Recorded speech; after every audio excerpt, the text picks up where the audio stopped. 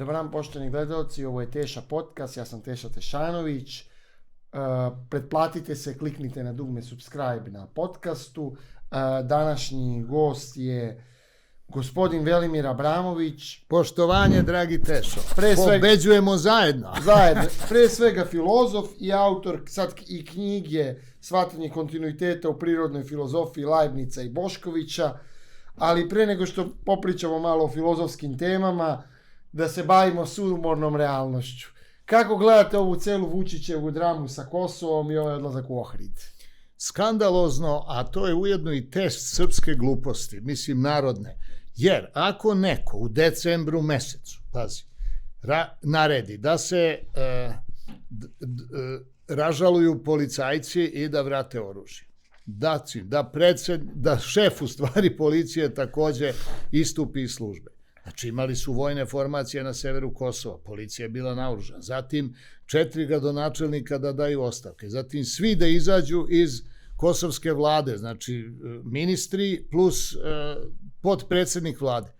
Pa ti si znači rasformirao u stvari zajednicu opština koja je postojala u nekom obliku, pa samo na to dodaš pregovore i to formiraš nekako u nekom drugom pravnom modusu ako treba. Međutim, ne, ti to sve rasformiraš i mesec dana posle toga, znači to nije uradio Aljbin Kurti, to je uradio predsednik Vučić, čak i vojsku podigao ako ovi neće da se razoružaju, on je bio u stanju da interveniše ili vojskom i da zamoli KFOR da ih razoruža. Znači oni su to morali da urade, ali su ga poslušali. Pa kao barikade, pa sad ne valjaju ni barikade, kad su oni pravili te barikade u šumi, pazi, Tesli narod, u istom trenutku su Albanci lansirali 2 satelita sa Floride, doduše dobro, sa Amerikancima, ali svejedno u orbitu. Tesli narod u šumi sa bagerima, mislim kao hajduci, kao van zakona ljudi, a ovi kao sad rade kosmički program. Mislim, šta mi radimo po ovu? To dokle je dovela nas zaista ova nečuvena, u stvari pljačkaška vlast koja je u stanju da ceo narod pretvori u roblje za neki vrlo mali, za neki mali dohodak, za neku bednu platu i istovremeno da rasproda svo nacionalno bogatstvo takođe za ništa, a da 1% ljudi na osnovu korupcije se obogati, ta vlast, ja mislim, ne zaslužuje da se u istoriji pomene ni kao negativna, jer to se radi o nečemu što je duboko antisrpski, ali duboko. Znate, kad bi to recimo htela da uradi bilo koja druga vlast u Evropi, ako je Nemačka okupirana, mislim od Drugog svetskog rata Nemačka je okupirana zemlja, o tome nema diskusije. Ali Nemci to ne bi smeli da uradi. Ne bi smeli recimo da prodaju Volkswagen, na primer, Englezima ili Amerikancima. To se ne može desiti. Ili recimo Rursku oblast ili bilo koji deo industrije koji je nacionalni. Međutim, kod nas to sve se radi. Tako da ukratko ja mislim da smo mi na rubu u stvari likvidacije, prvo fizički srpskog naroda, jer 100.000 je ljudi manje, za 60 godina 6 miliona će biti nula, ali u svakom slučaju nećemo biti većina na ovoj teritoriji i što znači da gubimo državu, gubimo stanovništvo na Balkanu i to je put kojim ide naš narod pod ovom sadašnjom vlašću. Zašto niko nema više ni egzistencijalnu potrebu da se pobuni, to je sad jedno duboko pitanje koje je etno-filozofsko, ako hoćete i filozofsko-istorijsko pitanje, jer u istoriji su mnogi narodi umirali i ja mislim da je upravo Lord Owen bio, koga se sećamo kao nekoga ko je zajedno sa Cyrusom Vansom i Torvaldom Stoltenbergom spasavao Srbe u Republici Srpskoj Krajini, pa ih nije spasao, ali je napisao knjigu o svojoj misiji na Balkanu u kojoj je rekao, kaže, jedan divan narod, govoreći o srpskom narodu, ali koji umire. Znači, Vučić nas vodi u nestanak. Vodi nas direktno u potpuno fizički nestanak. Zašto? Pa prvo zato što je uspeo da sve ustanove srpskog naroda, sve institucije okrene u antisrpskom pravcu. Ja dakle govorim prvo o crkvi. Pazi, crkva. Ovi ljudi na Kosovu žive u getu, oni su sada potpuno van zakona, evo neće ići ni na izbore, naravno, jer oni su u stvari sada jedna rulja koju kosovska policija i ROSU treba da privede ustavnom pravu, međunarodnim ugovorima i tako dalje, bez ikakve zaštite od strane svoje Republike Srbije, koju su slušali i došli u tu situaciju u koju su došli. Jer da nisu slušali srpsku vlast i da nisu imali nikakvog poverenja, a to poverenje je kupovano novcem, znate, to je kombinacija u stvari autoriteta i korupcije. I jednim delom sile, to su ovi kriminalci u stvari koji vode glavnu reč kada treba da narod uradi ovo ili ono, na severu Kosova, kad treba recimo da se razoruža. Pa to je vam pameti da vi razoružate srpske formacije, a posle toga kao pred međunarodnom zajednicom i pred Srbima glumite nekoga ko sad traži zajednicu srpskih opština. Pa sami ste rasformirali pre svega nekoliko meseci. Mislim, ta nelogičnost izaziva smeh u stvari. I kod Borelja, i kod Kurtija u krajnjoj, i kod svih onih kojima je jasno da mi imamo potpuno antisrpsku vlast, a da Albanci imaju, da kažem, jednu vlast, evo konkretno Albina Kurtija, koji je marksista-lenjinista, koji je učenik Adema Demaćija, koji je u stvari bio Štazi, odnosno ruski agent. Jer zanimljivo, ljudi to ne znaju, OVK je nastala iz određenih marksističkih formacija 80. godina. Tako je, vi ste mlađi od mene, ja imam 70 godina i ja se dobro sećam, 70. godina u politici, tad su se čitale novine, nije bilo interneta. Ja sam svaki drugi dan čitao o nekakvim marksističko-lenjinističkim trojkama koje su hapšene na Kosovu albanske i trpane u zatvor. I robija škola revolucionara, tu su u stvari oni postali ovo što su, tu je bio i Mladi Tači i svi oni. Sve je to jedna, kako bih rekao, jedno isto porodilište ideološko, a to je rusko. Zašto? Pa zato što su Rusi, kao oni koji su vodili Kominternu, osnovanu 1919. gde su bili i Amerikanci, i Englezi, i Palmiro Togliatti, Italijani, i Emil Torres, Francuzi, nisu to bili samo Rusi u Kominterni, nego je to bio svetski komunistički pokret. Dakle, oni su odmah za tvorevinu, kraljevinu SHS rekli da je to tamnica naroda, da je to druga Austro-Ugarska, da je to kao neka vrsta restauracije, da je srpski narod hegemon, koji zapravo će da tlači sve druge narode u toj zajednici i da tu zajednicu treba rasformirati, a onda je Lenjin na to rekao, citiram od reči do reči, ako hoćemo da sprovedemo revoluciju na Balkanu, moramo srpskom narodu slomiti kičmu. A Staljin 1940. citiram takođe, kaže sledeće: srpski narod je nosilac kulačkih tradicija, dakle tradicija bogatih seljaka, a hrvatski narod je nosilac revolucionarnih tradicija. I zato je Tito, da kažem, došao za šefa komunističke partije.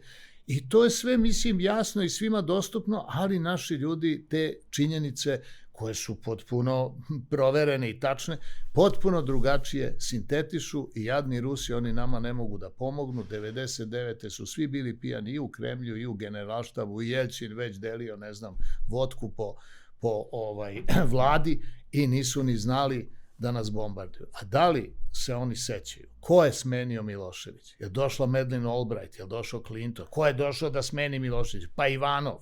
Ivanov koji je odobrio bombardovanje Madeleine Albright, o čemu ona detaljno piše i u memoarima i imate usmeno svedočenje na History Channel o tome kako je odobreno bombardovanje 1999. Samo da završim, na 24. marta na rođendan Vojislava Koštunice je počelo bombardovanje. A kad će biti prijem Kosova u Savet Evrope? 24. marta sad ponovo. Pa oni se zezaju, da kažem, igraju datumima. To je to. Vučić se vadi da ništa nije potpisao, da ništa neće potpisati, a Borelj kaže i ne mora da potpiše, dovoljno usmeno se dogovore i da implementira. Pa ne može dva puta potpiše isto, sve je potpisano prošle godine, šta će da potpisuje. Drugo, nije on potpisao, to je tačno, nego ova Ana Brnabić. Pa to je po položaju predsjednica vlade to potpisuje, ne predsjednik Republike. On se dogovara usmeno. Pa super. Mislim, to je jedna stvar. I sad kaže, on gazi ustav. Ne gazi ustav. Ustav je referendumom promenjen prošle godine 16. januara. Je li bilo pitanje jeste za promenu ustava? Dobro, ali nije izbačena preambula. Pa kako nije? Pa gde je taj novi ustav?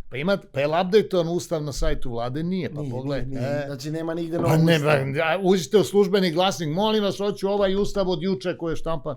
Nema ništa, vidite. Znači pojeo Vuk Magarci. Pa da. Pa čista laž, mislim, jer znate kako, to ja stalno kažem, u opisu dinarskog tipa kaže se da su oni ljudi mitološke prirode. Znači, kad vi njemu kažete ništa nisam potpisao, za njega je to istina, a vi možda potpišete šta god hoćete. A politički uvek vlada ono što je mentalna magla, ne konkretne činjenice, se tu uvek krije. Nikad niko ne kaže šta je stvarno uradio. Hitler je bio stalno za mir, ako ćemo. Evo, pogledajte njegove govore. Mir, mir, mir u Evropi, još samo mi dajte Poljsku i mir, još dajte mi Rusiju i bit će mir. Pa tu je problem. Ali Vučić tvrdi da ako ne izdamo Kosovo, da će biti strašni neki pritisci, problemi, nekakve pretnje. Pa tu je upravo, znaš zašto? Pazi, ako ne izdamo Kosovo, onda mi nismo međunarodno priznata država. Jer Amerika, Engleska, Nemačka, Francuska priznaju Kosovo kao državu u ovim granicama. Automatski ne priznaju Srbiju. Znači, pola sveta ne priznaje Srbiju kao državu u međunarodno priznatim granicama. Tako da on s te strane to je tačno, ali zašto je to tako? To je sad dublje pitanje. Što znači da ako mi priznamo Kosovo, pa promenimo društveno uređenje, damo autonomiju Vojvodini, onda imamo šansu za međunarodnu konferenciju istoka i zapada da se priznaju granice države Srbije međunarodno. Ovako mi nismo međunarodno priznata država, a Kosovo je napola priznata, a posle ovog što je sad Vučić, neću da kažem potpisao, nego što je usmeno dao besu. On je dao besu, u stvari. Znate, usmeno se besa daje. S obzirom da besa važi među nepismenim ljudima, pa eto i on se tako ponaša u Evropi kao da je nepismen. I šta se sad tu desi? Pa jednostavno on pokušava da ostane na vlasti samo na taj način što će u stvari formirati jednu novu državu.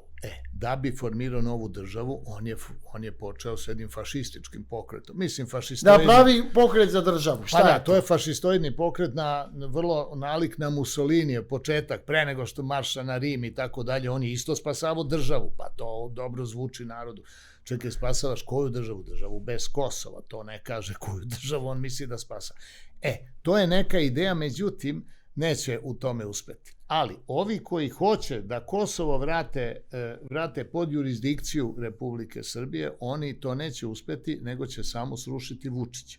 To će uspeti, ali neće uspeti da vrate Kosovo, jer je to državna obaveza koja je potpisana prošle godine, ratifikovana u Skupštini. Pazite, 16. januara je bio, znači na dan ubistva Olivera Ivanovića, to je isto karakteristično, vi raspisujete referendum da li ste za promenu ustava. Ok, izlaze ljudi, skidate cenzus, znači 5 ljudi izađe, 5 ljudi je za promenu ustava, a kakva je to promena ustava? Šta, nekakvi amandmani za sudstvo? Pa zašto ti amandmani nisu na snazi? Zašto ta promena nije na snazi, nego se dešava ovo u tužilaštvu sa ovim ženama koje pokušavaju da jednostavno pokušaju da rade svoj posao, a to im se ne dozvoljava. Pa šta je tu promenjeno u sudstvu? Nije promenjeno ništa, izvršna vlast naređuje sudstvu, to je jasno ko dan. Prema tome, vi ste u stvari promenili ustav u vezi Kosova, član 14, preambulu itd. I sad šta? To isto je ratifikovano u Skupštini da je predsjednik Dačić, predsjednik Skupštine. Posle toga se Ana Brnabić ovlašćuje da konvertira priznanje u Brisel. O tome je reč. To je sve završeno prošle godine, a onda sad, da je to završeno prošle godine, dokaz je ovo što sam rekao na početku. Znači morala je da počne implementacija pre kraja godine. To je počelo tako što su Srbi razoružani i što su kosovske snage došle na sever Kosova, jer nema policije, nema ništa. Eto, to je ta. I kad gledate to, da kažem, jednom normalnom logikom, vi vidite u stvari šta se zaista događa. A laž u medijima je frapantna, mislim. U stvari, laž kod nas je veća nego u Prištini. U Prištini nešto manja laž. Tako da ja pratim te medije da vidim šta se stvarno Ali događa. Kurti ozbiljno zastupa albansku stranu, dok Vučić je izdajnik Srbije. Pa Kurti ide na međunarodni dogovor velikih sila, to je Malteški memorandum, to je Gorbačov i Bush, po kome treba Kosovo i Albanija da budu jedna država. Kurti ide direktno pravom linijom, nema kikstu. A naš u stvari laže da to nije tako. Pa zašto laže? Zašto ne iđu? Molim vas lepo, imamo li mi istorijski institut, imamo li istorijski muzej sa kustosima istorije, imamo li balkanološki institut? Pa neki izađu ti istoričari, neka kažu ljudima o čemu se radi. Pa na što ovoliko? Ovo je skandal. Mislim, znate, vi i ja raspravljamo o nečemu zašto u stvari nismo ni stručni ni nadležni. Za to bi trebalo da ovaj Čeda Antić koji je istoričar, pa ja nisam od njega čuo jednu iskrenu reč, bogati, oni sve lažu. To stvarno, ja sam njemu nudio recimo pripovetku Helene Blavatske iz 1868. godine u ubistvu kneza Mihajla, koja je objavljena u Beču. To je prvorazredni istorijski izvor, jer se ona ne samo družila sa knezom Mihajlom i tetkom Katarinom, prizivali duhove, nego istovremeno ona je bila i glavni operativac ruske vojne obaveštajne službe, i to od Amerike do Indije.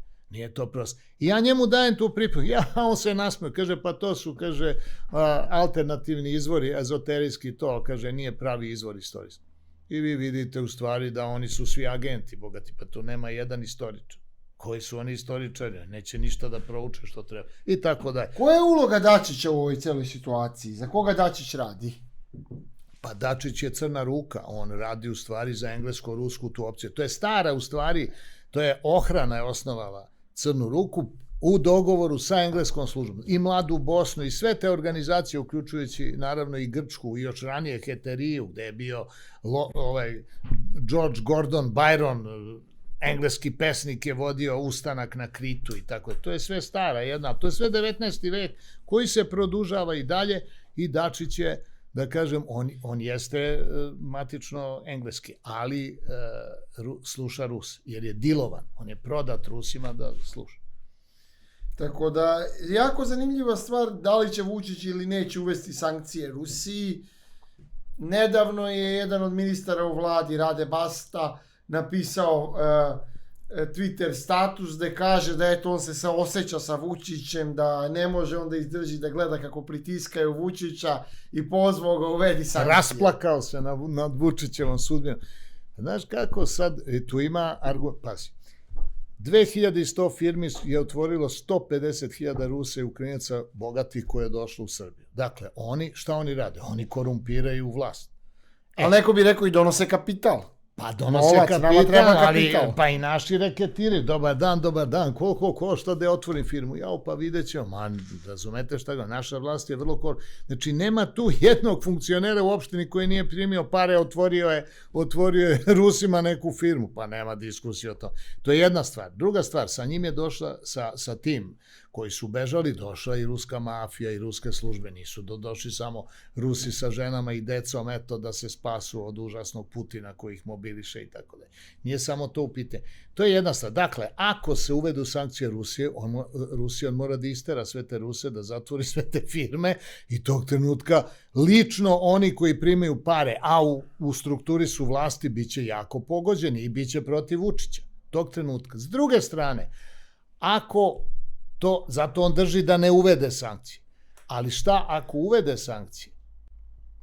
Šta će onda, odnosno, ako uvede sankcije, onda ima problem s Rusima. Ako ne uvede sankcije, onda ima problem sa Zapadom, koji u tom trenutku može da uradi šta?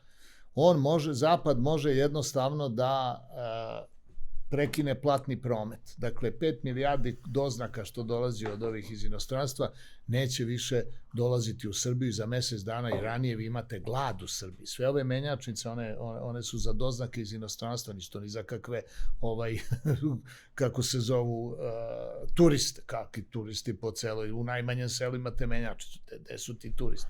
Nego tu, znači, oko 1,5 miliona ljudi živi od tih doznaka, od pomoći, u stvari, ljudi iz inostranstva. Ako bi se prekinuo platni promet, to je ogroman problem socijalni, neviđen.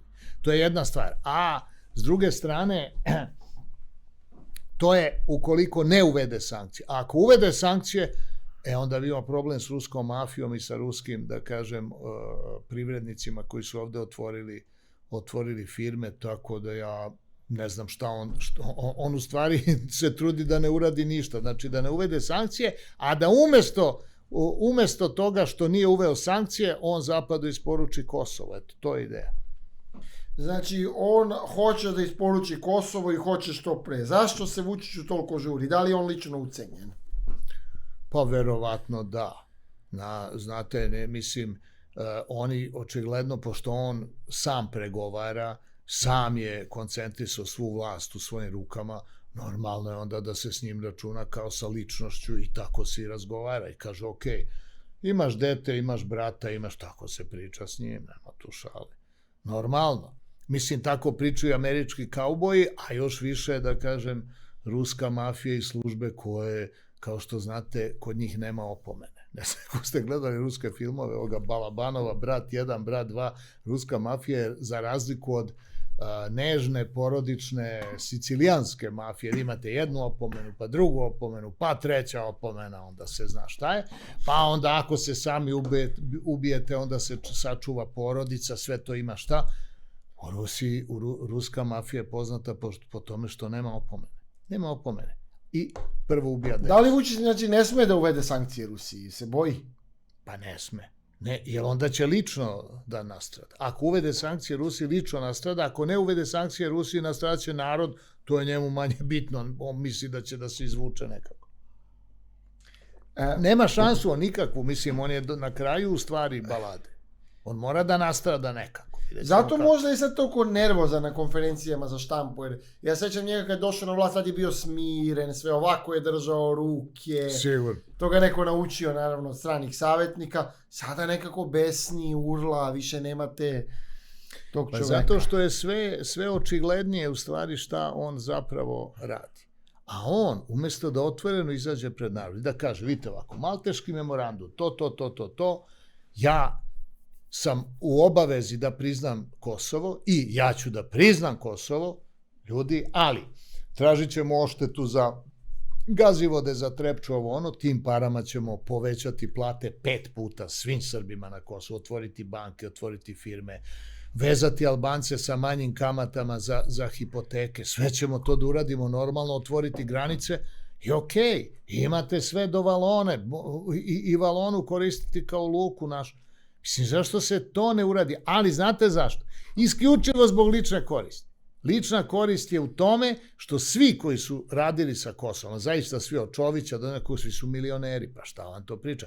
Pazi, ide milion i nešto, zvanično, dnevno evra kao na Kosovo da se čuva srpska zajednica. Pa da je to tačno, da ta srpska zajednica, to Kosovo dobija tolike pare već godinama, pa znate šta, mogli bi ovako, ne 14 karatnim, nego 24 karatnim zlatom da pozlate sve puteve ovako na severu, sve krovove, to znači, mislim, kilo zlata je 40.000 evra, o čemu mi pričamo, bez znate šta, a to je milion dnevno, pa nema tu toliko ljudi, pa to se sve krade, čovječ. Sve se krade, pa mi imamo ovde već milijardere, ne milionere Srbe, nego i milijardere, odakle taj novac. A zašto Vučić hoće po svaku cenu da uvede iskopavanje litijuma, tvrdeći da je to tehnologija budućnosti?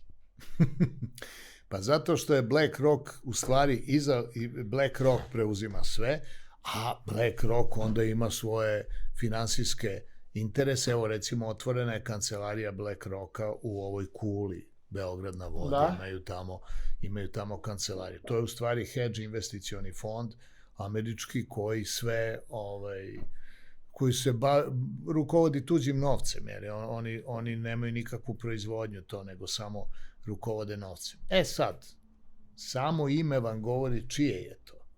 BlackRock, crni kamen. Pa gde je najpoznatiji crni kamen na svetu? Pa u Meki, jel tako? Meka, Medina, je to crni kamen? Jel tu se dolazi milion ljudi, ne manje svake godine na Čabu da se ljubi crni kamen? Eto čiji je to kapital. A ko rukovodi tim kapitalom?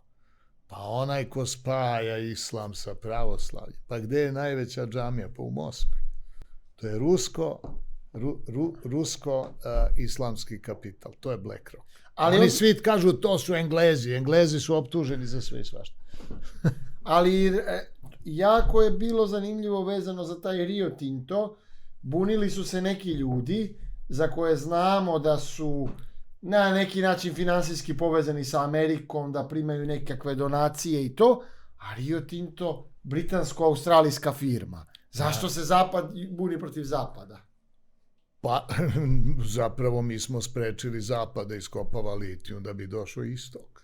A evo zašto. U Malteškom memorandumu privreda Srbije je data Rusima, kao i vlada, politika. A strategija, znači geostrategija, znači granice i vojska Amerikancima. I vi na 4. spratu generalštaba imate američkog generala koji parafira unapređenja od kapetana na gore. Tako da su sve, uključujući Mojsilovića, to su sve u stvari zapadni oficiri, naše vojske. A s druge strane imate Blaira, koji je laburista engleski, a to je ruska linija u engleskoj vlasti, koji je nadležan ovde za politiku. I on kaže, Ana Brnabić mora biti predsjednica vlade i Vučić to sluša. On je u stvari poverenik svetske vlade za Srbiju. To je Tony Blair, još uvek.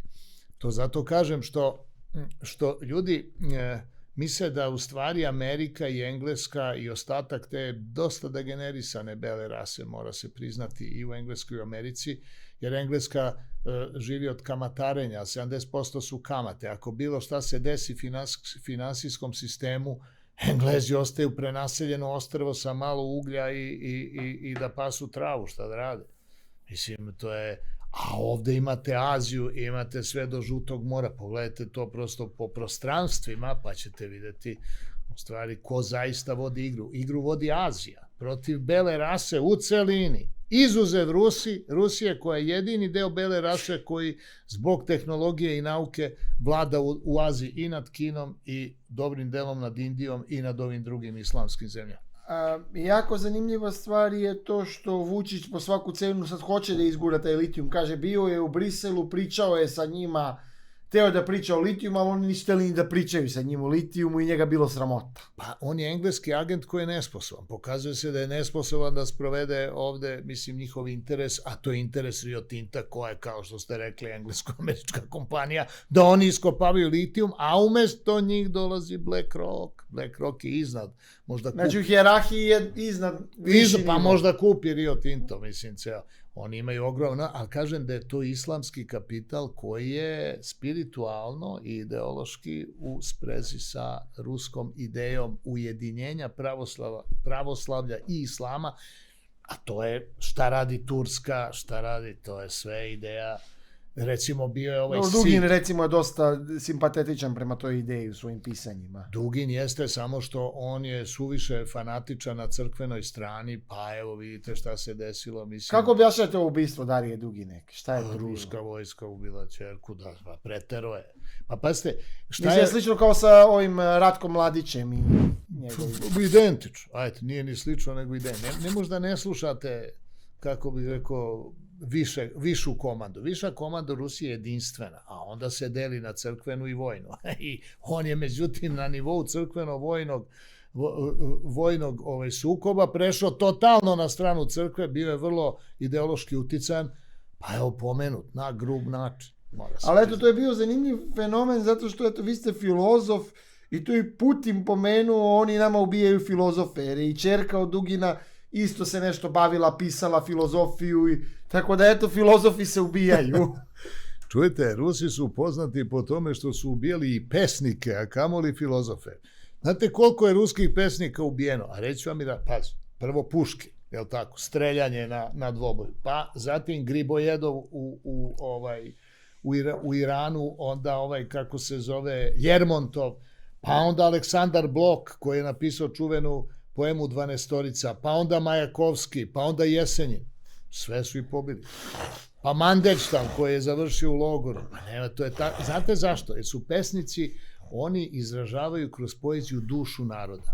A vlast mora da bude upravo vlast nad dušom naroda, da ima monopol nad narodnom vibracijom. I ako pesnik počne da se suprotstave vlasti, vlast, tako se smatra, pošto je vlast od Boga, tako po pravoslavlju, ima pravo da ubije pesnik. Ne samo, a filozofi, prvo, u Rusiji nema sistemske filozofije u smislu nemačke klasične filozofije ili antičke filozofije, nego je to proročka filozofija koja uglavnom ide iz crkve. I Berđajevi, Šestovi i Pavle Florenski, ovi najveći, oni su svi bili u stvari proroci tipa Jovana Bogoslova, Apokalipse i kraja u stvari, kraja Biblije koje završava istoriju. Sve je to ta vrsta filozofije. Ali, u ovom slučaju, a to znači u savremenom ukrajinsko-ruskom ratu, koji je zapravo pravoslavni građanski rat izmešten sa ruske teritorije u Ukrajinu i gde se tuku pravoslavci među sobom, što da je živ Zbignjev Bžežinski, on bi bio potpuno oduševljen. Najzad, kaže, uspeli smo da posveđamo pravoslavce. Evo recimo kažu u Lavovu groblja rade 24 sata. 24 sata se vrše opela i sahranjuju ljudi koliko ima mrtvih sa ukrajinske strane. Pa da. Pa zato što je, vidite, intencija svetske vlade je da sve zemlje koje ne pokriva narod, znači ovako, Ukrajinci to nije narod. Znači, mora da se rasformira Ukrajina. Je li Sovjetski savez bio pokriven nekim narodom? Nije. Ne postoji sovjetski narod. Rasformiraj Sovjetski savez. Je li Jugoslavija, da kažem, pokrivena ime te države i teritorije nekim narodom? Pa nije, ne postoji jugoslovenski narod. Ne postoji ni švajcarski narod. Evo Švajcarske Credit Suisse. Evo banke su krenule da padaju. Nema sve države. Amerika isto nema narod. Dakle, i na njih će doći red. I već je to u toku. Mi srećom imamo narod, pa smo bezbedni. Srbija ima neki narod, makar ime od naroda, ali može da ostane, ali bez Kosova, jer tu nije srpski narod, nego albanski, mora da se tu... Možda dobijemo Republiku Srpsku, makar. Republika Srpska stoji ko grad, nju priznaje i Engleska i Rusija, malo li. Branitelji Aleksandra Vučića, poput izvesnog Dragoslava Bokana. Pa to, prvo, to je jedan pokvarenjak. Slušajte, ja se zapamtio Dragoslava Bokana 92. godine u uniformi. Tamo kod bivšeg bioskopa, kod konja bivšeg bioskopa Jadran, on tamo na nekom malom portablu, postamentu, on se digao i drži govor nekoj deci, belim orlovima, koje sve poslao tamo na frontu, taj, da kažem, unapred izgubljeni, fingirani rat koji su vodile službe protiv srpskog naroda, dakle on je na to pristao i poslao je tu decu i jedan deo, ne mali broj, izginuo. Ja sam tad prekrižio Bokana, a sad možda pričaš šta god hoće, on u stvari je UDBA-in plaćenik. Šta je on? Znači on je na platnom spisku UDBA. Pa kao i njegov otac koji je bio isto to. To je nasledio tatu. I onda ima uvek neki časopis, nešto šatro, neki kao institut, ovo ono, da bi imao razlog da dobija pare od državne bezbednosti. Čujte, nije to mali broj ljudi u državnoj bezbednosti. To imate 6.500 je ova BIA, 2.500 VOA, vojno-obaveštajna agencija, VBA je takođe UB, POK i šta ja znam. A to su inače plate zaposlenih, a plate saradnika nisu. Plate saradnika idu iz crnog budžeta, iz Jovanjice. Da. Pa da. Odakle? Ali, pa Jovanjica radi, prošao čovek pre neki, kaže mi, svetli to sve tamo, kaže, meni deluje da znači, to... ide, pa šalje se. Pa vidi, ako Vučić daje Kosovo, onda Deja ne može sad da mu oduzima prihod, to nije fair to, pusti ga da ovo sad radi važniju stvar. A to je sve dogovor, deal, ovako sede ko mi za stolom i onda se dogovore šta je čiji interes, šefovi, a onda dole na terenu ima problema, jer jedan recimo, na primer, ajde uzmimo za primer glavni odbor SNS-a, pa jedan krade 1,2 miliona, a drugi samo 100.000, mora postojati tu u okviru pripadnika te bande, to glavni odbor, to je u stvari banda jedna, to čak i Vučić prizna, jer čim je on osnovao ovaj pokret za državu, znači ti se oslobađaš svoje bande koja te juri da ravnopravno raspodeljuješ plen i da ne uzimaš mnogo više, mora sve to da se zna. To je kod Šilera. Šiler ima čuvenu dramu Razbojnici, odnosno u kome je uveo etiku u pojam lepog i pojam estetike. Kaže, postoji nešto što je moral razbojničke bande. Ni razbojnička banda ne može da radi bez morala.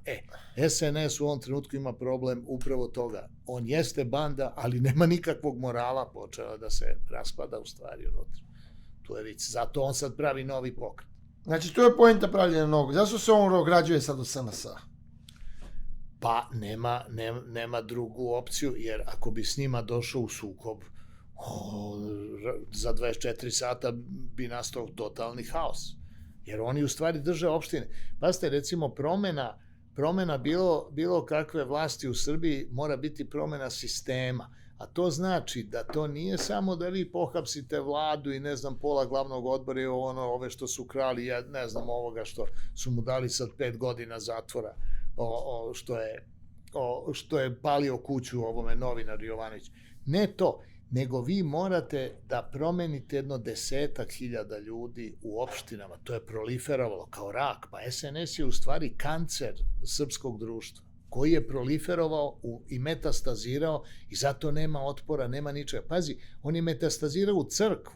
Pa crkva ćuti, niko ne govori ništa, a ne mogu da nose ornate od zlata i pogledajte te vladičanske dvorove vladika koji su dali zavet siromaštva i šta znam. Mislim, to smešno, to je toliko sve očigledno, ali Vučić u jednom ima pravo. Ako ne da Kosovo i ne pokuša da spase međunarodno u državu u granicama, u novim granicama, neće biti Srbije uopšte. Jer ako ostanemo nepriznata država, znači sa nekakvim šatropravom na Kosovo... Evo recimo ljudi koji su branitelji Vučića, poput gospodina Bokana, vole da kažu da Vučić u stvari kupuje vreme, da igra mudru politiku.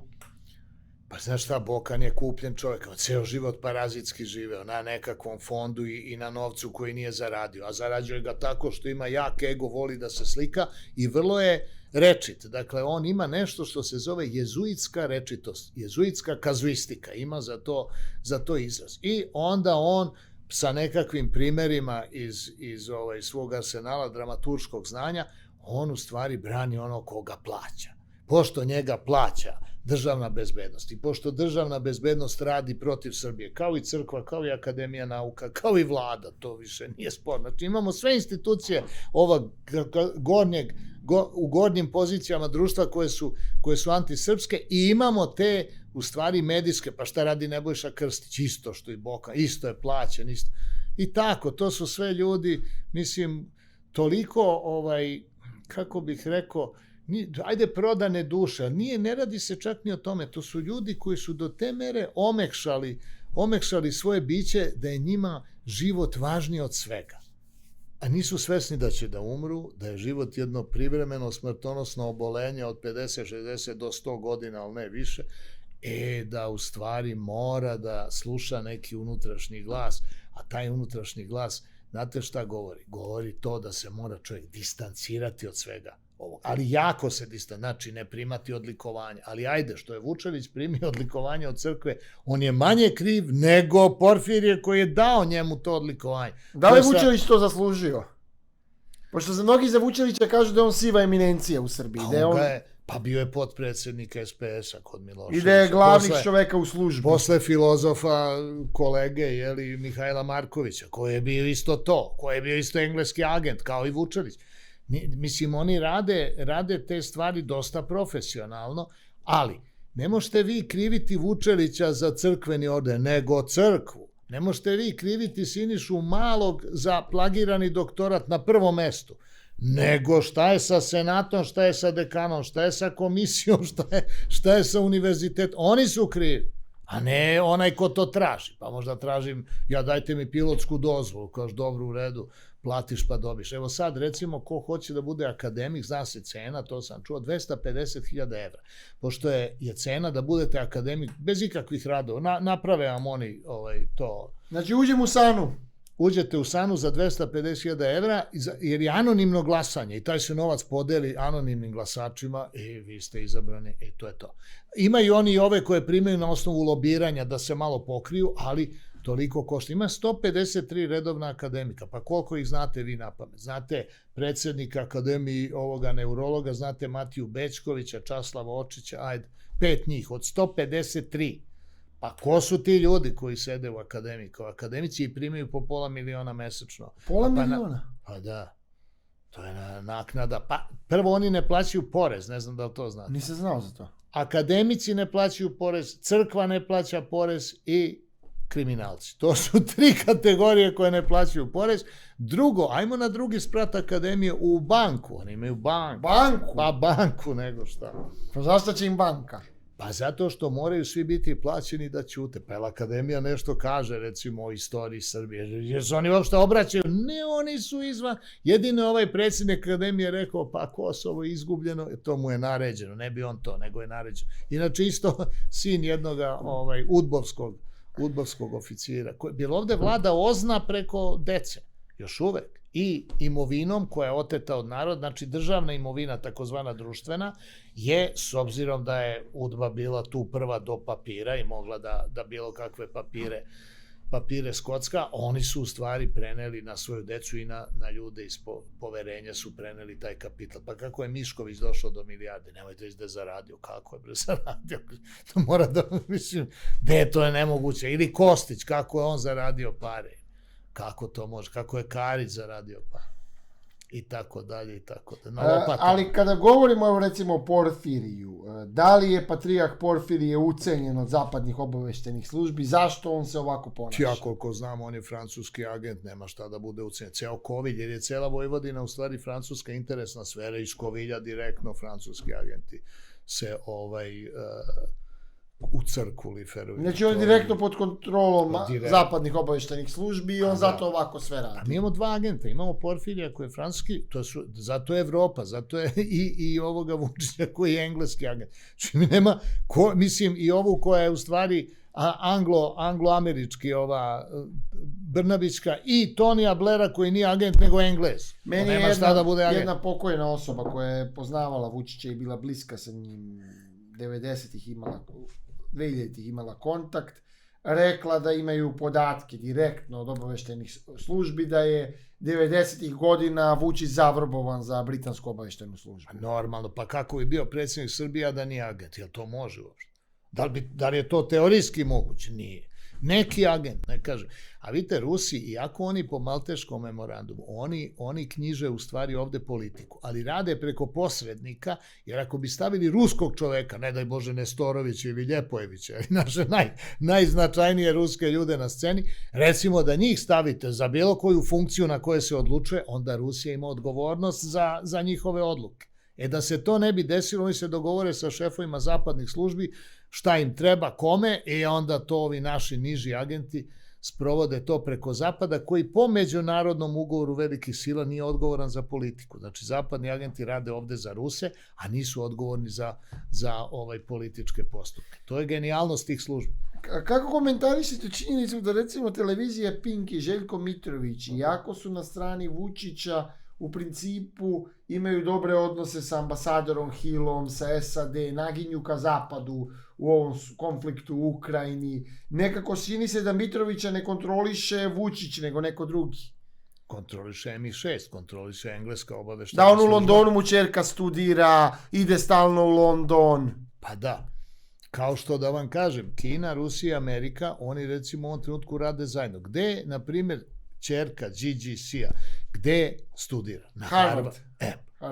Tako lepo. I pa kažem, isto je. I to završila neku umetnost nešto, baš šta god, ali hoću da kažem, mala zemlja i velika zemlja, sve isti sistem, jer taj sistem je nadnacionalni sistem po kome rade službe. A Željko Mitrović ovde ima vrlo veliku ulogu, a to je debilizacija naroda na osnovu etnopsiholoških studija i studija arhetipova koje je uradio Tavistok institut, gde su bili i Radovan Karadžić pre nego što kao neuropsihijatar i takođe Željko i Vučić nekoliko meseci kad je od onoga žestokog radikala u stvari postao glumac. Znači oni su njega psihološki obradile zapadne službe da pretvore ga u antisrbi. Pa prošao školu čovek ponašanja na određenom terenu. Naravno, pa mislim, ne možete bez određenih, vidi se da ima talent, ali ne obrađen. I onda dođete u školu gde vam se pomogne da iskažete tu mogućnost. Prva stvar koju morate da naučite, to je distanca u odnosu na svoj posao.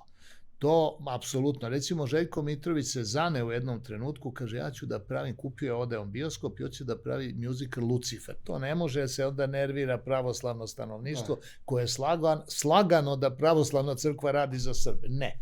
Ali slagano i veruje. Ne možeš ti sad da ideš... I sad odustao od muzikla Lucifer. A gde je taj muzika? Nigde. On je rekao da će on to da pravi, jer je bio u Londonu u nekom levom pozorištu, je video taj muzikal i to mu se dopa. Hoću da kažem, ne može da radi šta hoće. I naravno da je odustao. Pa onda recimo njemu isto tako da napravi reality, masonski reality kao što pa je vidio da ni to nije zgodno. Masoni će da ga pritegnu. Pa i masoni će da ga pritegnu i šta bi to značilo? Onda mora ideološki da rovari jednu svetsku organizaciju, zašto nema ni autoritet, ni snagu, ni umeće. Ne može to da radi. Ali je hteo on tako malo, to mu je predloženo, to je u startu stopirano. Međutim, to kad je Jovana Jeremić krenula da propagira masone, ne znam se toga sećate, kad je došla gola sa onom kencericom i tako dalje. Eto, to je bilo to. Inače, masoni su bili zgroženi tim što je ona tamo dotišla, čak su izdali saopštenje da se oni ograđuju, da je to skaradno, da je to... Pa mislim, zaista se to tamo to je, kako bih rekao, to je isto kao da ste tako stavili na golo telo neki krst, pa onda, ne znam, epitrahilj i tako da. To je isto, da li biste tako mogli da zavitate crkvu? Pa ne. Pa masoni su religijska organizacija, veliki najmar svih svetova i tako da to je oblik religioznosti. Ali to je druga priča, nego ću da kažem za Željka Mitrovića. Vidite, Tavistock institut da ima 60.000 zaposlenih. To je ogromno jedno, te Englezi se bore, pošto oni, kako bi rekao, nemaju oni silu toliku da mogu da pariraju Americi, Rusiji, Kini, ne Indiji, nego to rade preko intelektualnih institucija. Zato se i zove sve intelligence service. I oni proučavaju određene narode i šta su ustanovili? Ustanovili su da su Srbi u stvari nisu ni pleme, nego su rodovska zajednica. Tako da zadruga i sve ovo što radi Željko Mitrović, to je tačno nivo rodovske zajednice. Dođu ovi i onda pričaju, imate tu te odnose i zato je to tako gledano. To je savršen jedan naučni pogodak što se tiče instrukcije po koje se radi program. Ali Željko dolazi ko ja vidio svojim očima u Rolls Royce-u. Parkira Rolls Royce i onda ide, pa što nije uzao, da kažem, Ladu Nivu. Nije, nego Rolls Royce ili ne znam, američki Chrysler, ima kola razni, ili Volvo, ne, on se... Zna se čiji auto uzeo i koje strani pripada. I on je lojalan čovjek. Ako mu kažu, mada s Lucifer, pa zato kažem, ali on se zaneo kao Lucifer, jao, međutim, ne može... Lojalni podanik britanske kraljice. Znači, može da se debilizira narod, ali ne možeš ti sad da kreiraš na bazi toga, sad ti si rocker, ti sviraš, pa ti Lucifer, pa to je štos, pa to su radili Beatlesi, polako. Ne, ti si samo agent, ima da slušaš. Možda voziš Rolls Royce, ali ne možeš da kreiraš. Mi smo mozak, a ti si izvršio. Zanimljivo je da je te nesuglasice između Vučića i Mitrovića su završene tako što, eto, Vojska Srbije će kupovati njegove dronove. Pa ko drugi? Mitrovićeve dronove. Pa NATO, pa Vojska Srpska u NATO. Pa mi smo u NATO od 53. godine, našu pripadnost NATO, a to je Jugoslavija potpisala za sve republike, u to vreme potpisuje Koča Popović, Srbin. Tito je uvek znao da odabere, znaš. Koča Popović, inače francuski agent. A sad imamo čiji plan? Macron, Šolco, francusko-nemački. I tako da, to sve se o tome vodi računa. Znači, morate vi, zašto francusko-nemački? Pa nemački zato što je ovaj Štazi. Albin Kurti je u stvari nemačka obaveštena služba, dobro, ruska u krajnjoj liniji, ali u stvari Štazi. A mi smo ovde pod NATO-om, ali pod francuskim, zbog Koče. I šta se desilo? 83. godine je produženo na 50 godina za sve republike SFRJ i Jugoslavije. Znači, mi smo u NATO, evo, kažem vam, na 4. spratu generalštaba, ne samo što su NATO generali, nego sednice generalštaba su na engleskom, našeg srpskog. Mislim, i tako dalje. Tako da je, ali zašto naši intelektualci pod stvarno velikim znacima navoda ne kažu narodu kako stoji stvar, da nađemo neki izlaz? A izlaz postoji. Naravno da postoji izlaz. Prvo, da se pozicioniramo kao Kraljevina Srbija, da izađemo iz negativnog trenda ocrnjivanja svega što je srpsko i Srba. Jer bi onda zbunili sve, kraljevi bi bili u obavezi, pošto je naš je jedan u nizu za britanski presto. Znači, oni bi bili u obavezi, oni se jako drže, ta evropska aristokratija, da nam pomognu. Prvo, medijski ne bismo više bili napadani, što je možda i najvažnije, jer mi smo informatička civilizacija gde je medij osnovni instrument formiranja stavova u celom svetu. Znači, to je pod jedan. Drugo, imali bismo, naravno bez Kosova, imali bismo međunarodno garantovane granice i treća stvar, napravimo Teslin institut, Teslin univerzitet, Teslinu laboratoriju za etarsku fiziku i tog trenutka mi smo centar sveta za sve ljude koji se inspirišu novom naukom, a to su i Amerikanci, Indusi, i Kinezi, i Rusi, koliko i hoćete, i Nemci.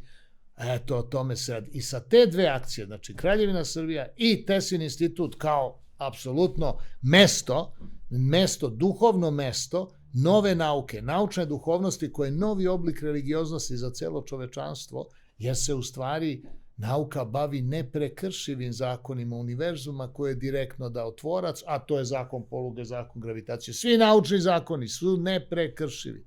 A za mene je neprekršivost kriterijum da je nešto božanski. Ako mi kažemo ne kradi, ne ubi ili imamo krivični zakonik, to su ljudski neki dogovori, ljudski pogled na stvari i to se sve krši. Dakle, što se ne krši je Božije, a što se krši je ljudsko. Eto, to je kod mene prosto digitalno. Znači, imamo mi način da izađemo iz svega ovoga, ali naprosto je narod toliko sluđen i nema nikakvu organizacionu formu. Naša opozicija u stvari antiopozicija. To je režimska pozicija koja je direktno plaćena da bude opozicija kao u pripoveci Danga Radoja Domanovića ili pripoveci Vođa, koja u stvari pokazuje da je Srbija uvek bila jako sklona da se povinuje vlasti. Zašto? Zato što je policijska država. A sada nismo ni samo policijska, nego policijski kriminalna, jer kriminalci su postali deo policije, pa smo otišli jedan korak dalje.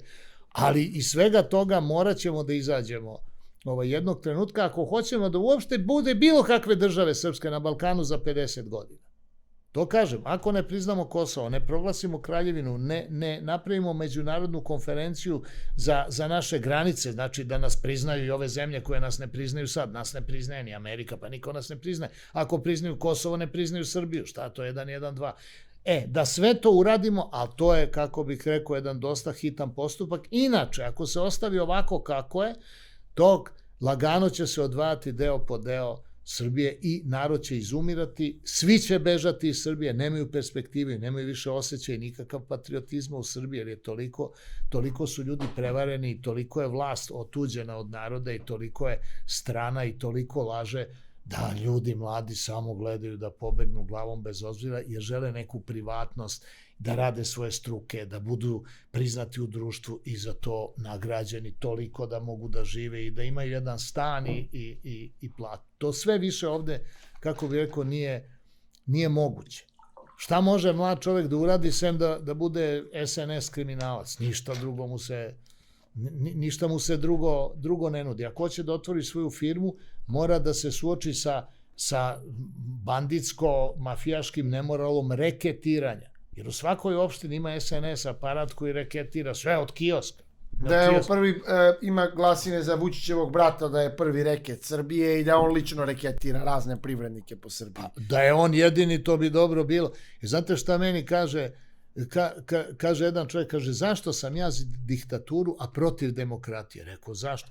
Pa zato što u diktaturi vlada jedna mafija i znate principe, znate otprilike ko je šef i šta, a u demokratiji vlada više mafija koje se bore za prevlast i čovjek ne može da se snađe. To je naš ovde slučaj, jer naša služba bezbednosti radi isključivo za strane službe. Pa imate na Institutu za bezbednost, na istom spratu imate kancelarije koje su posvađane na srpskom nivou zato što rade za strane službe istok, zapad, sever i jug. To je strašno. Mi nemamo više ni jedan srpski nervni sistem, a to je u stvari služba koji radi za nas, za naš interes i uopšte misli više o srpskom interesu. A Tito je to radio drugčije. Tito je imao iste te službe, i američku, i rusku, sve, i francusku, i englesku, i nemačku. Ali šta je on radio? On je onda zadužio članove politbiroa, svakoga za po jednu zemlju. Rankovića za Ameriku, Krcuna za Englesku, Koču Popovića za Francusku, Bakarića za Vatikan, i tako da on je to objedinjavao, i onda oni svi sednu, kažu šta je tebi, šta traži Vatikan, šta traže Englezi, ok, a ovo je naš interes, i da nađemo rezultantu. To je ovde razoreno, i zato ja ne verujem u opstanak srpske države uopšte ako pod najhitnije ne napravi ovo što sam rekao, to znači promeni državno uređenje u Kraljevinu. Kako objasniti Vučićev psihički sklop? On očigledno ima nekakav kompleks mesije, neki narcisoidni poremećaj ličnosti, da jednostavno ima toliku potrebu da vlada kao manijak. Čujete, Tavistock institut je jedna vrlo ozbiljna psihosomatska ustanova, da tako kažem, koja vas i telesno, da kažem, prouči, a i duševno, pa i duhovno, ima i taj nivo. I šta su oni zaključili praveći psihološke portrete naših političara? Prvo su zaključili da je idealan Milošević. Pa gde vi da nađete takav bračni par kao što su Mira i Slo? Pa to nema na svetu, čoveče. Ona luda komunistkinja, a on u stvari nacionalni komunist sa četničkom porodicom. Mislim, vam pameti potpuno. Majka mu se obesila. Otac otišao jer je izdao svog druga popa četnika u Požarevcu i otišao u šumu, izvršio samoubistvo, jeste, nije, najverovatnije jeste, i njega odgojila partija. Partija mu sve dala i od 17. godine on je sa Mirom. Pa to mora se tražiti, to ne može da klonirate u 3 generacije to što je ovako bilo. A ona još iz komunističke aristokratije. Plus pada. Pa to je bilo, i oni su to, da kažem, obavili sve savršeno, onda su tražili dugo, Đinđić se nije uklapao, to ne treba ni obrazlagati da se nije uklapao, a kasnije je kako se zove, Ćutolo Koštunica, on je mogao neko kratko vreme i to, ali nije zato što nema harizmu, nije mogao sa narodom i dosta je bio nesavitljiv, nije mogao baš mnogo da laže. Ružica, njegova pokojna žena, njoj je bio Amfilohije ujak, tako da to nije moglo dugo da traje cijela ta konstanta. Ali onda su pitali Šešelja kao najpametniji, koga on predlaže? Pa kaže, imamo Tomu Nikolića, ali njemu ja ne verujem, ovako je, Toma je za pare, on nije za politiku, on se obogati i to i radi.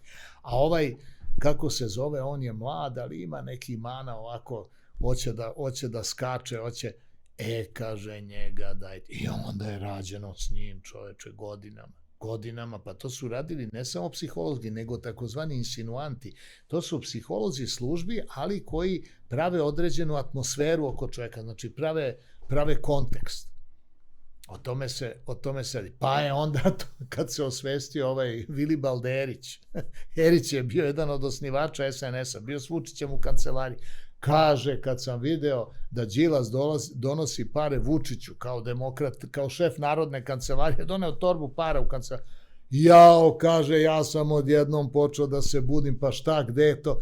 Jer to se ne vidi odmah, mislim, ipak to rade stručnjaci engleski, nije to, ne, naprave sve, pa vi onda u jednom trenutku pomislite, vi stvarno vodite taj narod, pa čak i da vam je dobra ta ideja, šta možemo, ne može bombardujemo New York, London, Moskvu, mora damo Kosovo, bolje da sačuvamo išta nego ništa, bolje vrabac u ruci nego golub na grani, i tako dalje. Ima taj psihološki moment, ali ima, kažem, taj moment insinuanata koji je fantastičan i naravno istorijskih okolnosti koje takođe prave velike sile. Sad, šta je ovde problem? Problem je što Rusi hoće na veleizdajničkom sudu Vučića, kao što je nekad to bio nesretni Draža Mihajlović, da pokriju potpis Gorbačova kojem je dato Kosovo. Pa ne da je Vučić Kosovo, šta on da je on... Ali zanimljivo je da se za vlast biraju baš ti patološki tipovi poput Vučića, koji su jednostavno spremni sve da urade da ostanu na vlasti. Pa to psiholozi imaju zadatak da otkriju je li takav čovek postoji, ako postoji, a kod nas postoji ne jedan, ali ovaj je bio, da kažem, najbolji od svih, jer pazite, on nikad ništa nije radio, njega isto kao ni Milošević. Pa gde je Milošević bio zaposlen, kada je tražio stan, kaže nikad, gde je Vučić bio zaposlen, kod me je bio direktor one hale to par meseci, znači partija ti daje stan, partija te plaća, partija ti... Pa ti ne znaš za drugi život nego kroz partiju. Ne postoji život drugačiji za tebe. I normalno da si ti idealno programirana ličnost, s tim što to ne može sa svakim, ali se uradi psihološki portret onako dubinski i s njim je očigledno to ispitivanje završeno pozitivno i onda su prišli njegovoj inauguraciji kao najvećeg srpskog izdajnika koji dolazi iz nacionalnih krugova i koji će Srbe zbunjivati 10, 12, 15 godina koliko treba dok uopšte postoje ili dok su u stanju da se egzistencijalno odupru ili pobune. Ja vidim da više nisu u stanju. Ovaj narod je mrtav, nikakvi elektrošokovi ne vrede, nikad ništa. Narod nije u stanju za sebe da se bori više. Tome se radi. Znači, on je potpuno prepušten okolnostima, jer nema više samouverenje da može na bilo koji metod upravljanja ličnom sudbinom da računa. Nema tako nešto. Jer šta, izađe na ulicu, izađe 5 ljudi. Znate, izađu ljudi na ulicu, recimo da nešto štrajkuju, onda se vidi da to u stvari vodi služba bezbednosti, pa onda, na primer, ne znam, Dunđer koji je oznaš služba bezbednosti, on blokira tamo skupštinu mesecima. Znači, da li one tamo cirkus, ona ispred skupštine sa onom privremenom skupštinom, da li je služba iza toga stala? Pa kako da nije? Pa Dunđer je direktno baš on je službenik. Dunđer i ta ekipa, to je služba. Pa služba. Pa ima ovih, znate šta, on je u stvari za kontrolu bio penzionisanih udbovaca. Njih ima dosta, oni imaju male penzije, svi su nezdovoljni, sede kući, imaju još neke snage i onda ih je on kontrolisao, organizovao. A pritom, pogledajte, on je stavio šator ispred, a onda je dobio iz skupštine struju i vodu, mesecima. Onda su jednog dana rekli, aj put pike ne važi, on je to svojim ljudima objasnio, kaže, neće, Amerika je naredila, ne može, moraju naši. Kakva Amerika se brine da li ima šatore ispred skupštine. Ali on je tamo napravio neku sektu, ti ljudi stvarno su verovali da su nekakva privremena skupština Srbije, da su... On je dosta radio sa njima godinama, onda to su službenici njegovi od ranije, to je, kako bi rekao, nije to velika, to možda maksimalno ima 20-ak tih penzionisanih. Baš fanatika. Pa oni, znate što, to su promašeni životi, to su ljudi odbačeni koji smatraju mi smo služili državu, a sad država, što kaže ovaj ako me se sete u Balkanskom špijunu Bata Stojković, na dan bezbednosti ako me se sete, pa ovih se nisu setili, ali setio ih se Dunđer i onda je okupio to društvo i tako s njima šeta jedno vreme, međutim vreme to odbaci, pregažena je stvar, ima sad važnih laži od te, pa... Kako gledate na ovu zvaničnu patriotsku opoziciju, na ove 3-4 stranke koje su u parlamentu, DSS, Dveri, Zavetnici, da li to drži Vučić, ne drži, šta je tu stvar? Vi ne možete ući u srpski parlament, a da ne prođete policijske provere. Ne postoji, kao recimo ovaj Nogo, koji je kao odjednom nekakav disident, pa ko to da veruje, čoče, mislim, toliko blesavi nismo. Srđan Nogo mislite da nije iskren u borbi protiv režima? Ne, on je iskren u tome što želi neku poziciju, jer i on je skrajnut na marginu pa se nervira, inače je režimski plaćen, pa šta? Pa on ima, znate, naši ovi poslanici, oni ako su 5 godina poslanici, oni imaju beneficirane penzije posle 20 godina. To je neverovatan zakon, oni su zaštićeni ovako. To možda priča šta hoće, ali u stvari je plaćeno od države vrlo dobro. A to što priča, to daje na zapadu utisak demokratičnosti režima, tako da su oni vrlo poželjni ti ljudi. Znate, Dunđer kaže, evo on stoji pred skupštinom, to je demokratija, digo šator, ovaj vrišti protiv Vučića, hoće vešala, nosi kroz grad. To je sve u stvari jedno pozorište, a uticaj svega toga je minimal, 0. Nikakav uticaj to nema na narod, jer narod je toliko puta prevaren, da je, kažem vam, narod srpski je leš u stvari, nema tu više reanimacije, nikak, to je gotovo. Samo može od ozgo da dođe stvar, samo duhovna vertikala, ali ne može preko crkve da dođe. Kako da dođe preko crkve, kad crkva deo izdajničkih institucija? A da li znači ove 3 stranke rade za režim ili mislite, pošto sad kače nekakve plakate da ih prozivaju Miloša, Milicu Zavetnicu, Boška. Pa to su dizajneri u agencijama koji rade za režim, koji pokušavaju da nešto zarade. To je njihova ideja, to ničija druga. Znaš, jer dizajneri su isto deo toga kruga pljačkaškog u okviru glavnog odbora i agencija koje rade za glavni odbor SNS. Tako da meni pa, ma daj kaže, aj malo naštampamo plakat, na primjer, evo, ko Vuk Jeremić, aj naštampamo plakat Vuk umesto Vučića, to je dobar štos, 1 milion, kao on je to naštampo, a Vuk ne da pare, ali dobro. I tako onda za Milicu Zavetnicu, Milica Zavetnica je prvo, francuska obaveštajna služba. To je, pa da, pa svi ti koji su najglasniji, isto kao ovaj Jovanović, to su sve Frans. Pa znate ko je bio predsjednik, ova Rašković Ivić? Da. Pa Jovan Rašković je francuski agent koji je onaj narod uništio, proglasio državu na teritoriji Hrvatske i u stvari stavio ljude van zakona, znamo sve. I napustio inauguralnu sednicu Hrvatskog sabora gde je bio izabran on u Hrvatski sabor i 18 poslanika, što nisu ostali da brane te ljude. Ne, nego su kao oni, kao isto ovi sad na Kosovu. Nećemo mi da budemo kao kosovska policija. Čekaj, prijatelj, šta ti radiš, bre? Znači, mi smo sad u šumi, mi smo, možda nas lovi ko hoće, ovi naoružani, ovi koji su pod zakonom, jer stani, pa to je mrkli mrak šta se ovde radi s narodom, mislim, skandal. I to je sve francuska linija, tako da je i Koštunica isto. On je englesko odelenje Francuske, tako što je, pa su ga Englezi prebacili u rusko odelenje Engleske sa engleskim odelenjem Francuske, vrlo komplikovana priča da bi mogao da radi kao i s Rusija. Pa je tu onda preterao, Rusi, pa Rusi rekli, ma daj, oni vode politiku ovde. A Boško Bradović? Amerika. Ceo Čačak, pa šta je Velja Ilić, to je CIA. Sve Amerika. Pa Amerika. Kao i Šešelj, što je CIA, to je sve CIA. A kako Šešelj, najveći protivnik Amerike, slao Vučića kod Sadama Huseina? Normalno, pa to je rusko odelenje Amerike, radi s Rusima i napada Amerikance. A američko odelenje ruske službe radi s Amerikancima i napada Rusi. Pa kako? Pa ne možeš ti biti u Rusiji, oženjen Ruskinjom, biti ruski špion, da radiš Rusija. Pa ne, to moraš radiš u Londonu ako si ruski špion, šta radiš u Moskvi? Sve obrnuto. Pa to zato Šešelj. Ovaj Rogozin kad dođe, ide kod Vučića ujutru, što su atentat na njega pravi, pa onda dođe kod Šešelja da čuje što je čudno, s obzirom da Šešelj nije bitna figura na političkoj sceni. Pa nije na sceni, ali iza scene je vrlo bitna. Znate, iza scene ima svašta. Ima prvo ko piše scenariju, pa ide režija, pa idu inspicijenti koji izbacuju glumce na binu, pa ide šaptač. Šešelj je tu u režiji. On nije onaj koji piše scenariju, to su strane službe i viša komanda, ali jeste u okviru režija. On režira.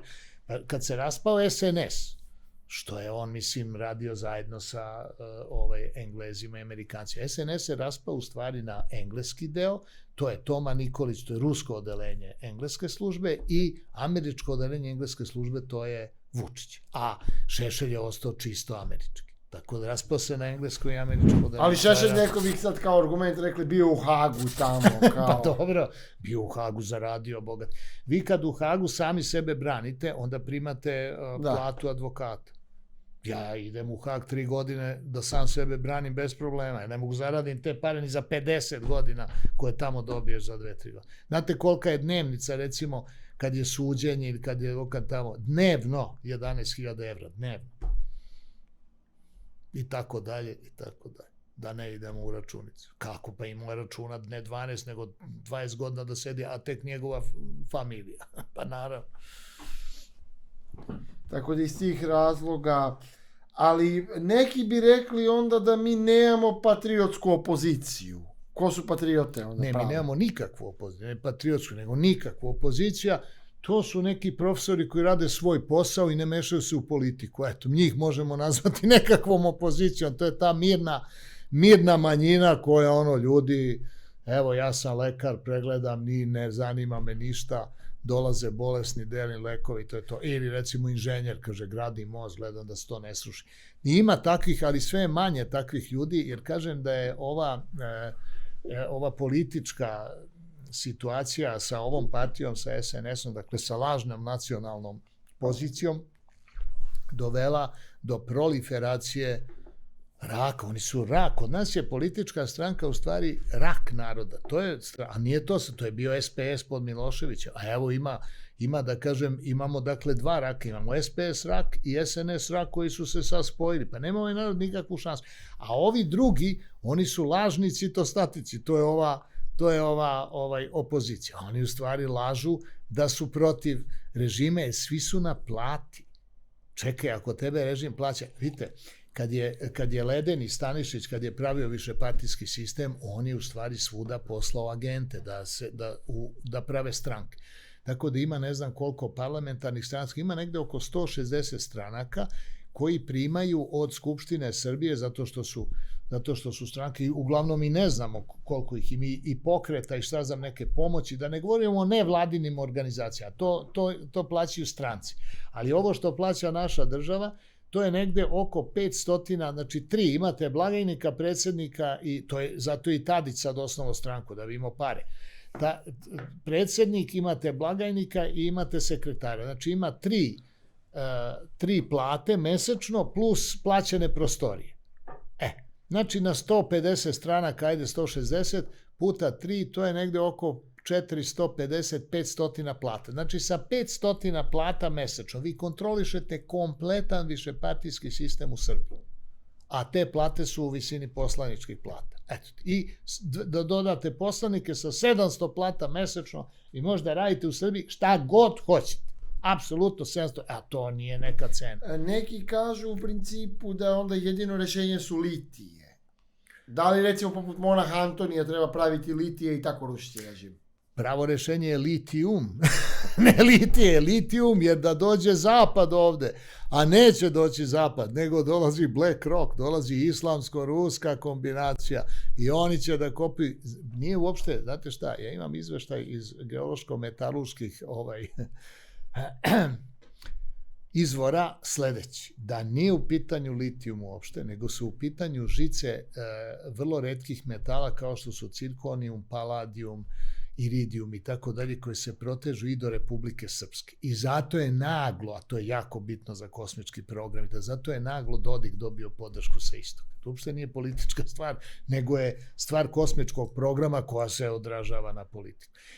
To oni hoće da uzme, a to će da uzme BlackRock. A Rio Tinto je, da kažem, ispod tu u stvari naivan.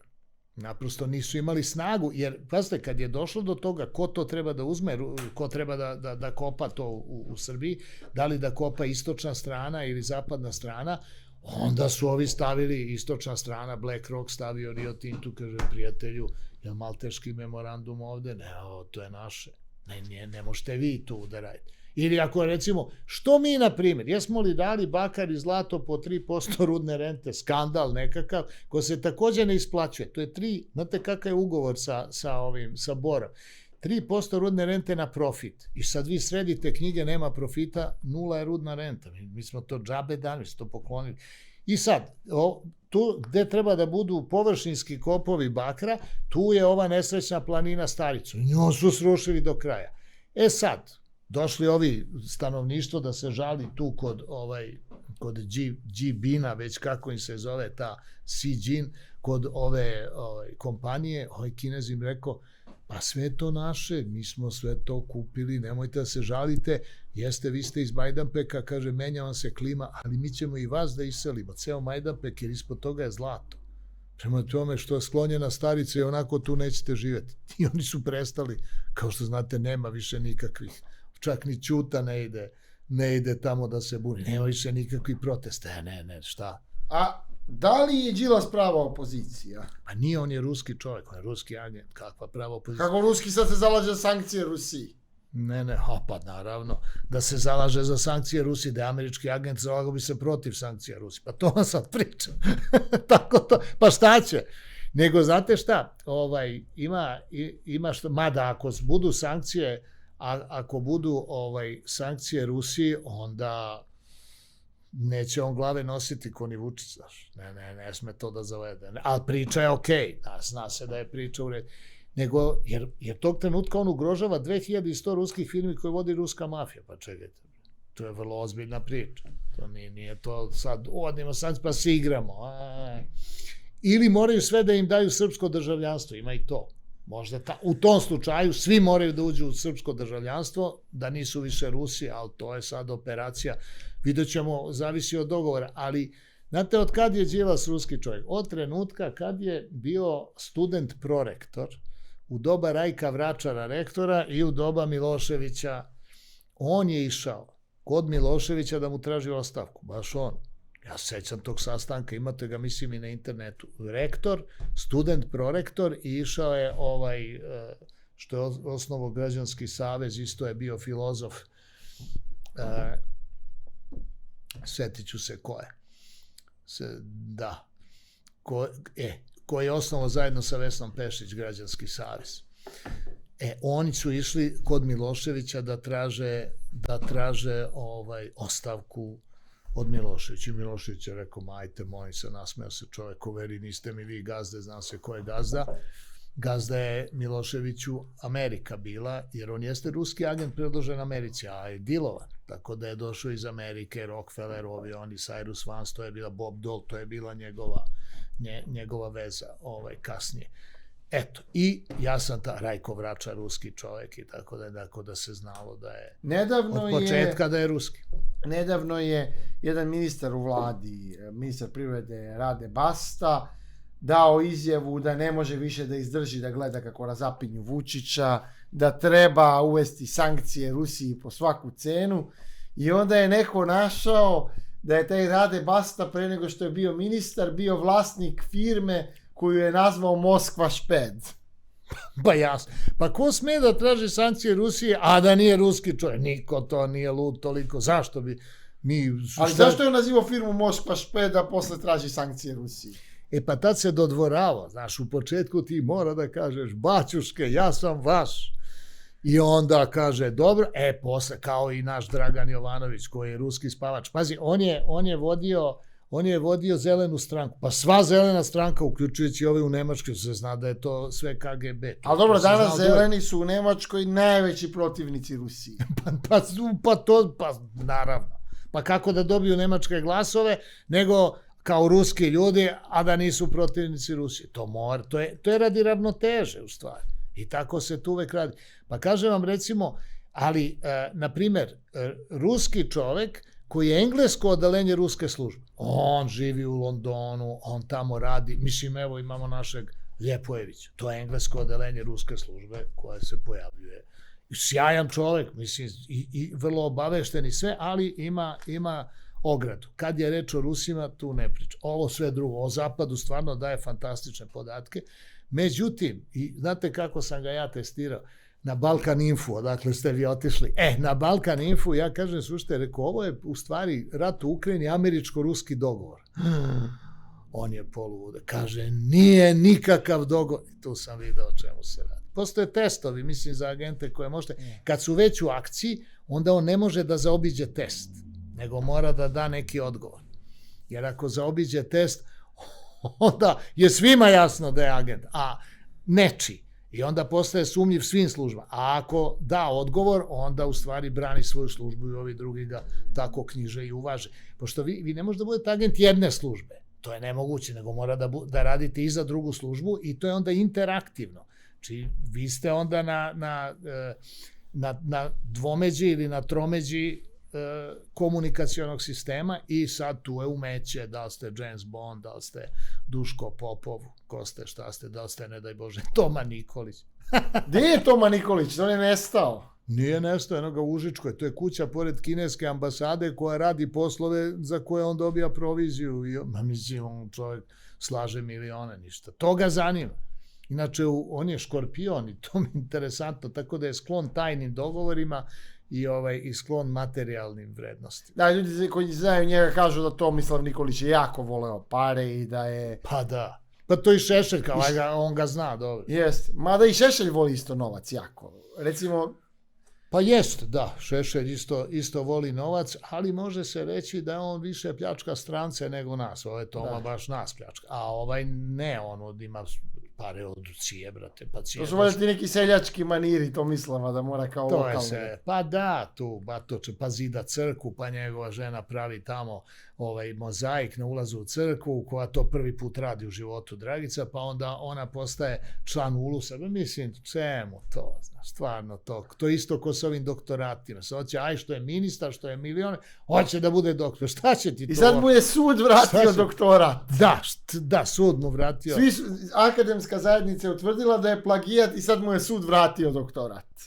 Pa znaš šta, ja sam na strani suda, treba da mu vrati, jer ta akademska zajednica ni nikakve konsekvence podnela za to što je proglasila njega za doktora, a bio je plagijator. Šta je sa dekanom Fakulteta organizacionih nauka, šta je sa mentorom, šta je sa komisijom, šta je sa većem, šta je sa senatom, šta je to? Pa oni treba da podnesu konsekvence, svi, pa onda on na kraju. To je njegova konsekvenca da mu se to ne prizna. Ali oni moraju da ju ostati. Pa znači, za šta su oni to radili? Za novac? Pa naravno. Nemojte mi reći da su bili oduševljeni njegovim doktoratom. Ajde, molim, to se sve plaća. Tako da, naše društvo je došlo u stanje nemorala koje kažem da je kanceroznog tipa i za koje, mislim, nema više mogućnosti da se promeni, osim jednom novom duhovnom idejom koju bi podržala Ruska vojna obaveštajna služba koja ovde ima komandu. Znate, operativni sistem je KGB, a ruska komanda je GRU, a kontrolni sistem je isto KGB. To je struktura, da kažem, vlasti ovde koju priznaje Zapad. Nije to reč o tome da to Rusija, Zapad neće. Vučić kad ga napadnu jako voli da patetiše i da se vadi na porodicu, kao diraju mi sina, diraju mi porodicu. Nedavno je Đorđe Višekrun, jedan genijalan pojedinac iz dijaspore, snimio Vučićevog sina sa nekom pevačicom u Amsterdamu, a oli tog sina... Nije to neka pevačica, to je Milica Pavlović, to je u stvari žena od Ane Brnabić, koja je uzela spermu od brata Ane Brnabić Igora i tako se oplodila. Mislim, šta se ovde radi, pitam ja, na nivou vlade.